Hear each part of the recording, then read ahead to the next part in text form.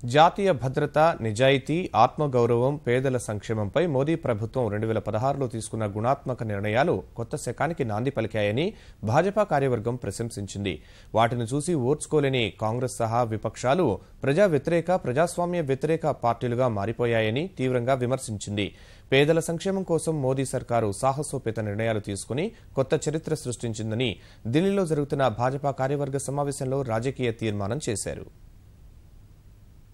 5 రాష్ట్రాల శాసనసభ ఎన్నికల్లో అనుసరించాల్సిన వ్యూహం ఖరారు చేసేందుకు భాజపా కసరత్తు ముమ్మరం చేసింది. క్షేత్రస్థాయి పరిస్థితుల్ని బేరీజు వేసుకుని భవిష్యత్ కార్యాచరణ రూపొందించడమే ప్రధాన అజెండాగా ఢిల్లీలో 2 రోజుల జాతీయ కార్యవర్గ సమావేశాలు నిర్వహిస్తోంది. తొలి రోజు భేటీకి హాజరైన ప్రధాని నరేంద్ర మోదీని జాతీయ కార్యవర్గం ఘనంగా సన్మానించింది. పెద్ద నోట్ల రద్దుపై చారిత్రక నిర్ణయం తీసుకున్నారని ఆయనపై ప్రశంసల వర్షం కురిపించింది.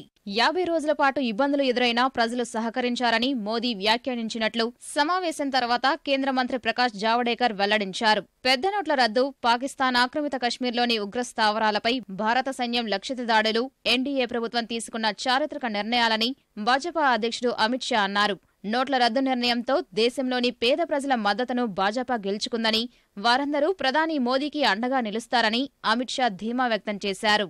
और ये सर्जिकल स्ट्राइक भारत का आतंकवाद को जवाब है, क्योंकि भारतीय जनता पार्टी ने हमेशा आतंकवाद के प्रति जीरो टॉलरेंस की बात करी और उसको करके दिखाया।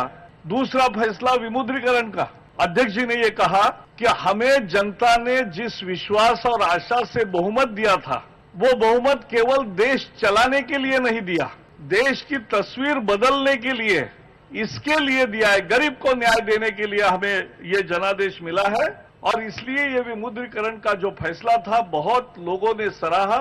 गरीब इसके पक्ष में खड़ा रहा। उन्होंने एक और भी कहा कि केवल जनप्रिय एक टेम्पररी पॉपुलैरिटी के लिए नहीं, दीर्घकालीन जनहित के लिए निर्णय लेने पड़ते हैं।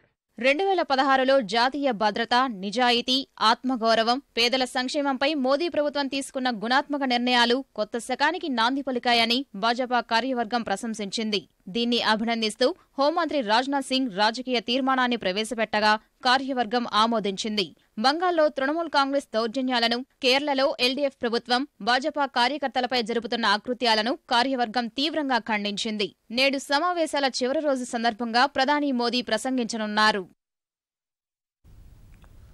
ఢిల్లీలో జరుగుతున్న భాజపా జాతీయ కార్యవర్గ సమావేశానికి తెలుగు రాష్ట్రాల నేతలు హాజరయ్యారు. ప్రస్తుత రాజకీయ పరిణామాలు, నోట్ల రద్దు అనంతర పరిణామాలపై చర్చించారు. వచ్చే 5 రాష్ట్రాల ఎన్నికల్లో పార్టీ బలోపేతంపై కార్యవర్గంలో చర్చ జరిగింది. పెద్ద నోట్ల రద్దు కారణంగా దేశంలో ఉగ్రవాదం, తీవ్రవాదం తగ్గుదల పెరగడం, అలాగే దేశం యొక్క ఆర్థిక వ్యవస్థలో ఒక మంచి మార్పును తీసుకొచ్చేందుకు అది దోహదపడుతుందని, ఈ విధమైనటువంటి ఆర్థికాభివృద్ధికి సంబంధించిన ప్రధాన నిర్ణయాన్ని తీసుకున్నటువంటి ప్రధానమంత్రిని జాతీయ కార్యవర్గం అభినందించింది.